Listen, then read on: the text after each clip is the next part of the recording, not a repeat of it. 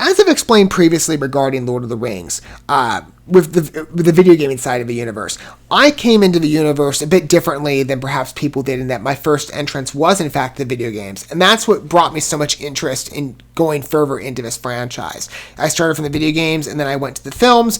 Admittedly, I still have to read the books. I haven't done it yet, but I started again at the gaming standpoint with Lego Lord of the Rings, which is basically, again, probably one of my favorite licensed Lego titles, and the Lego games are just always so fantastic. But it was just it was a fun experience to take the journey of the films and try a different form of it with, rather than just watching the films, which of course are great, but being able to play in that world and feeling like you're a part of the Middle-earth adventure.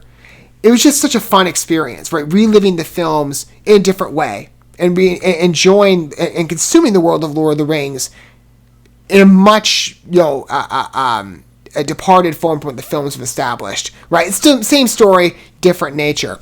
This seems to be the similar case with Rise to War, this video game for Lord of the Rings, which has been going on since 2020. I'm looking at it with fresh eyes today. I've been trying to look around in terms of the video gaming world of Lord of the Rings, because I know, based on what I've seen, this is a very popular avenue of entertainment with Lord of the Rings. They've made so many franchise extensions into the video gaming space, as many franchises have, but Lord of the Rings especially. And it looks like it's a promising, a game that's still going on to this day in the way of content expansions. They're still adding on new stuff. But basically, again, from my general impression, and I could be wrong on this, it looked like a way to enjoy the action side of the Lord of the Rings films through the gaming lens. Just through a different property other than like Lego Lord of the Rings, which almost, again, had a real similarity in its story nature and what it was focused on. I figured we could give us another look to get a deeper perspective. We looked at the main trailers for the game. It gave a brief introduction in the way that the gameplay functions. But we're going to look at a couple more gameplay-intensive trailers here. I'm going to start with the gameplay trailer, which will, of course, I think illuminate us more. Perhaps, if you're somebody like me who's like, I haven't played this game before, this is very much a first eyes, impression look. It will give you a bit of a window on how you can approach the game or what you need to do to find yourself, having ease of access and trying it out. And then we're going to move from there into the Middle-earth world travel. Again, to get a good perspective of maybe just the overall landscape of the game. But let's start with the gameplay trailer. Let's get a good perspective for this. Without further ado. Again, the trailers were a good introduction, but I do want to see more in the way the gameplay functions. Okay, here we go. Forests of Middle-earth. Rumors grow of a shadow in the east. Whispers of a We've seen all this from the trailer. Again, it's a good presentation, but I want to see the gameplay here. To rule them all. This is the story side. So it begins. War is coming. Time has come to fight for the different factions. Middle-earth. This is still all stuff I've already seen. Okay, here we go. Faction. Craft your ring. Oh, that's kind of cool. I get to color my ring, pick the metal, pick the stone, or whatever. Oh, I do like silver and purple. Or do they have a black ring? I'd love to do that. You get to take over certain parties. You get to take over the dead king? That's great. Or whatever his name was. The green one. Territory expansion. I've played games like that in the past. Especially on mobile. Lead your army.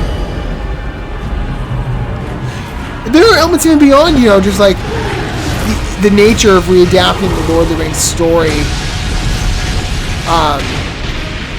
You will shape the fortunes in the gaming world, like the territorial control, the faction uprising, Middle-earth Shadow of War. For anybody ring a bell?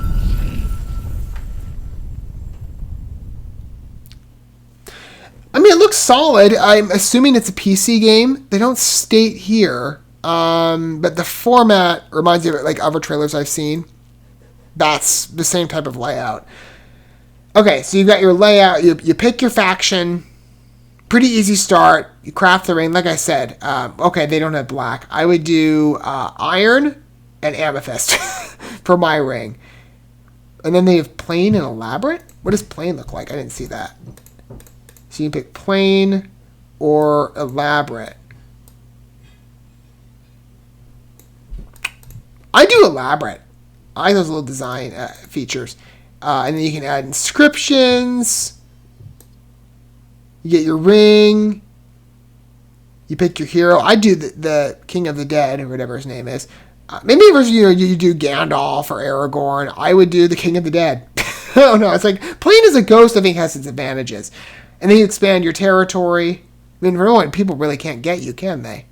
Maybe they'll change that again. Like, oh, you can still get hit. And then you lead your war against Sauron. You got your factions lined up. It seems pretty easy to follow. So if I were to wade into this, it wouldn't take me too much time to adjust to the gameplay format.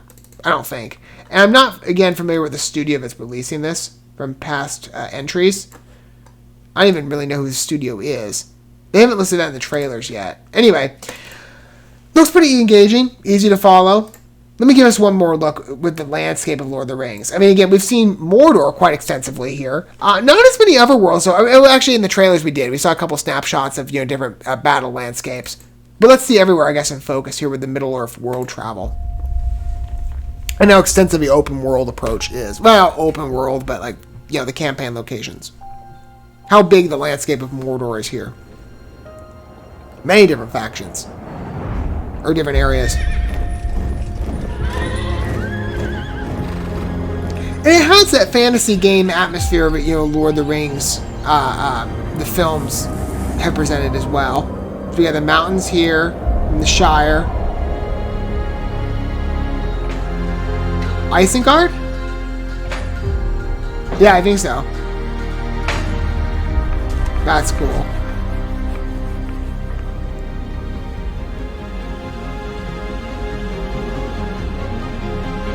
It's a great design, in fact. Again, it feels very expansive.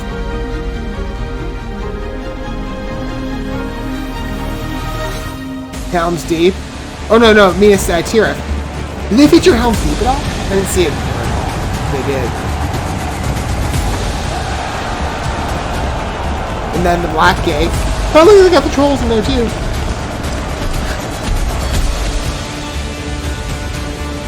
This is a little more fortified than what the films produced. Although, some elements are like the tower, or like, Ungol, was that the name? No. What was the name of Sauron's tower in the movies? I forget. Anyway, I think it was Ungol. No, it wasn't Ungol. It was something. Just the Eye of Sauron tower. That looks so reminiscent to the films in design. That looks good again. Quite expansive. I would have liked to see the Helm's Deep world in there, though. Or environment. I mean, you got everywhere else, though. You've got... I mean, where is Helm's Deep on this map? It's somewhere. And, of course, they didn't feature everything. Rivendell's not there yet, I don't think. Or is it? No, it's not. Oh, no, it is. Rivendell is in this area, I think. And then you get to the mountains. Isengard. Isengard looks great. And the forest there, so we got the Ents. I wonder if they'll make an appearance in the game. Did we see them at all? No. Because this is still, Isengard under operation, Minas Tirith, Blackgate. Some areas they have not unveiled. At least I don't see them in the way of the trailers or the ones we just looked at in the way of the gameplay stuff. But it looks like an engaging release. I mean, again, as somebody who's not really used to the PC format, that might take some time, but I've played games like this in the mobile space in terms of like maybe the faction wars, amassing troops at a certain location, covering territory, and even then there's some extensions of the Lord of the Rings world in regard to their game or past games that this has a shared nature too, even if it's very different in terms of like aesthetics and format, different developer.